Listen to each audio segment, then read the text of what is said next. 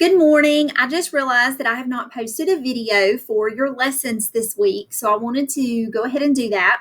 So this week we are working on 4 lessons. We are doing lessons 2.4, 2.5, 2.6, and 2.7. So let's jump down and I'll show you right here that's what you're doing. Now notice that you're skipping the drop box of 2.4 and you're just doing the lesson and the quiz, okay?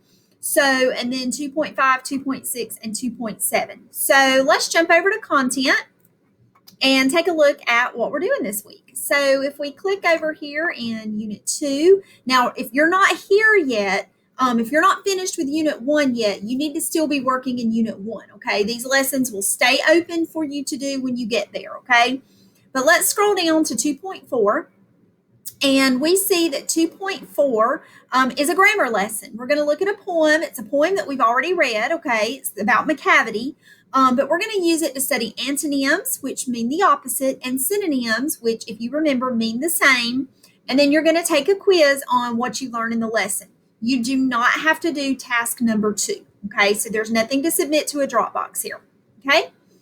2.5 is actually a lesson on one of my favorite short stories called The Necklace.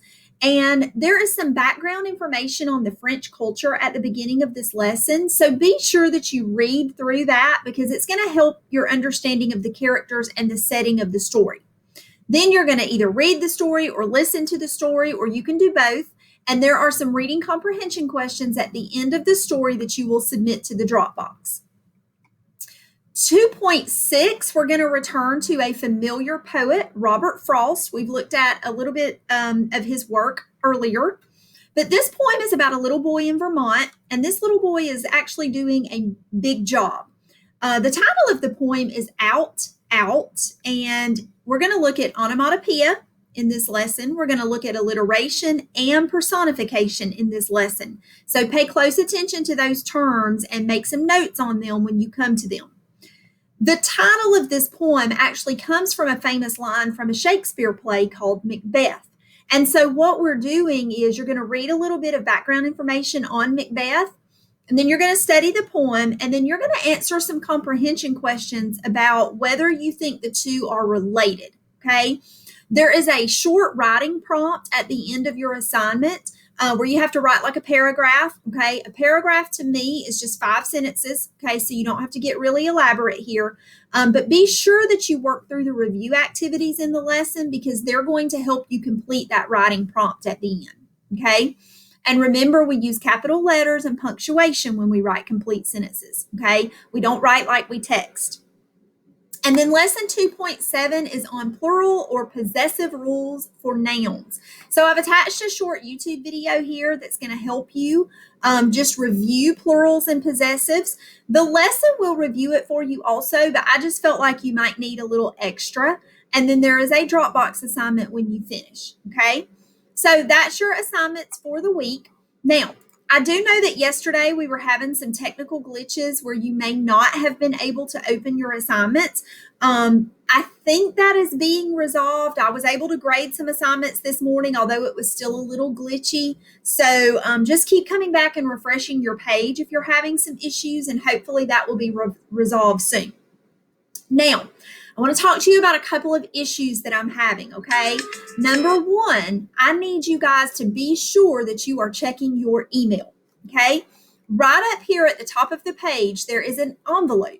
That is your email alert. If there is ever a dot beside that, that means you have an email, okay?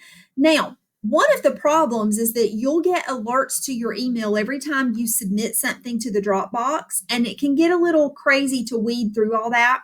So what I suggest is as soon as you submit something and get that email, go in and delete that email, okay? Keep your inbox fresh for incoming messages, because if I ever have something that I need to talk to you about one-on-one, I'm always going to send it to you in an email, okay? Be sure you check your email. Also, be sure you click here and check grades, okay? Now, my grade book doesn't look like yours. It has everyone's grades in it, so I can't click on it to show you. But when you click here and open that up, that's just like you getting a progress report at your school, Okay, it's going to have all the assignments listed there. Any assignment with a 0 is an assignment that is past due for you. Now, I do not take off late points, so go ahead and get those submitted and you'll get full credit for it. Okay, the other thing I want to talk to you about is making sure that you do not skip around and take quizzes and tests only. Okay, I have several of you that anytime a quiz opens, you jump in and take that quiz. That is hurting your grade.